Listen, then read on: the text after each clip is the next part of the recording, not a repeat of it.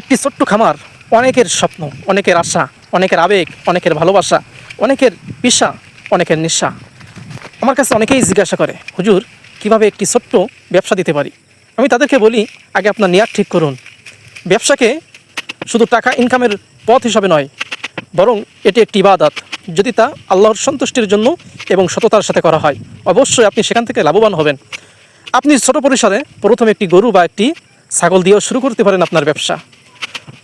একটি আনন্দের বিষয় হচ্ছে এটা, আমি অবশ্যই বলবো গরু পালন করার বিষয়। গরু বা বকরি পালন করা বা কৃষি কাজ করা আমাদের নবী সাল্লাল্লাহু আলাইহি ওয়াসাল্লামের সুন্নাহ। মাটির সাথে লেগে থাকা প্রাণীগুলো সেবা করা যে কী পরিমাণে প্রশান্তির ব্যাপার, তা অন্য কিছুতেই নেই। দেখুন, এই প্রাণীগুলোর যত্ন নেওয়া কিন্তু বিশাল একটি দায়িত্ব, যার জন্য আল্লাহ নিশ্চয়ই আমাদেরকে প্রতিদান দিবেন এবং তাতে আমরা লাভবান হব। হ্যাঁ, এখানে কষ্ট আছে, ঝুঁকি আছে, কিন্তু ধৈর্য ধরে থাকলে আল্লাহ রিজিকে বারাকা দিবেন। আমি চাই আপনারা ঘরে বসে না থেকে ছোট্ট একটি গরু বা ছাগল দিয়ে শুরু করতে পারেন আপনার এই ব্যবসা। আল্লাহ অবশ্যই আপনার ব্যবসায় বারাকা দিবেন।